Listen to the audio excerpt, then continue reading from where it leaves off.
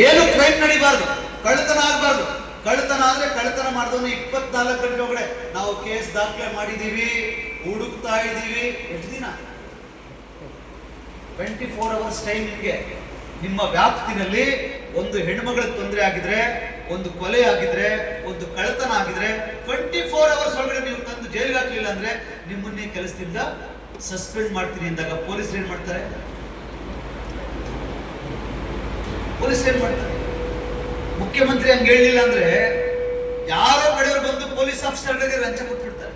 ಅವರು ಲಂಚದ ಹಣಕ್ಕೆ ಆಸೆ ಪಡ್ತಾರೆ ಹೊರತು ಬಡವರಿಗೆ ನ್ಯಾಯ ಕೊಡ್ಬೇಕು ಅಂತ ಆಸೆ ಪಡಲ್ಲ ಪಾಪ. ಯಾಕೆ? ಅವ್ರು ಲಂಚ ಸಿಗುತ್ತಲ್ಲ ಸುಲಭವಾಗಿ. ಆದ್ರೆ ಮುಖ್ಯಮಂತ್ರಿನೇ ಕರೆದು ನೀನ್ ಲಂಚಕ್ಕೆ ಆಸೆ ಪಟ್ಟು ಕಳ್ಳನ ಪರವಾಗಿ, ಕೊಲೆಗಾರನ ಪರವಾಗಿ, ಅರ್ಥ ಆಯ್ತಾ, ಕೆಟ್ಟದ ಪರವಾಗಿ ನಿಂತ್ಕೊಂಡ್ರೆ ನೀನ್ ಕೆಲಸ ಹೋಗುತ್ತೆ ಅಂದ್ರೆ ಏನ್ ಮಾಡ್ತಾನೆ? ಅವ್ನ ಹೆಂಡತಿ ಮಕ್ಳು ಏನಂತಾರೆ ಅವನ್ಗೆ? ಇವತ್ತೊಂದಿನ ದುಡ್ಡು ಬರೋದು ನೋಡ್ಬೇಡಪ್ಪ, ತಿಂಗಳ ಸಂಬಳ ಬೇಕು, ಕೆಲಸ ಕಳ್ಕೋಬೇಡ, ನಿನ್ ಭ್ರಷ್ಟಾಚಾರ ಎಲ್ಲ ನಿಲ್ಸ್ಬಿಟ್ಟು ನಿನಗೇನು ಸರ್ಕಾರ ಯೂನಿಫಾರ್ಮ್ ಕೊಟ್ಟಿದೆಯೋ, ಸರ್ಕಾರ ಏನ್ ಕೆಲಸ ಕೊಟ್ಟಿದೆ ಅದನ್ನ ಮಾಡುವಂತ ಹೆಂಡತಿ ಮಕ್ಳು ಹೇಳ್ತಾರೆ, ಹೇಳಲ್ವೋ? ಸೊ ಸಹಜವಾಗಿ ಏನಾಯ್ತು, ಪೊಲೀಸ್ ಆಫೀಸರ್ಗಳು ಏನ್ ಮಾಡಿದ್ರು? ಭ್ರಷ್ಟಾಚಾರಿಗಳಿಗೆ ಕೈ ಜೋಡಿಸಲಿಲ್ಲ.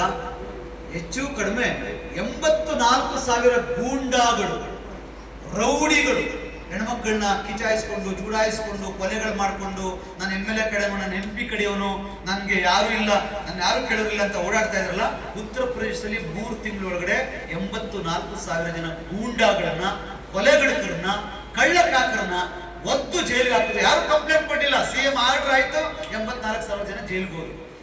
ಕಳ್ಳರು, ಸುಳ್ಳರು, ಕೊಲೆಗಡಕರು, ಗಲಾಟೆ ಮಾಡೋರೆಲ್ಲ ಜೈಲಿಗೆ ಹೋದ್ರೆ ಊರ್ ಹೆಂಗಿರ್ತದೆ? ಆರಾಮಾಗಿರ್ತದೆ, ಚೆನ್ನಾಗಿರ್ತದೆ. ಊರಲ್ಲಿ ಎಲ್ಲರೂ ಕೆಟ್ಟವರಿರಲ್ಲ, ಯಾರು ಒಬ್ರು ಇಬ್ರು.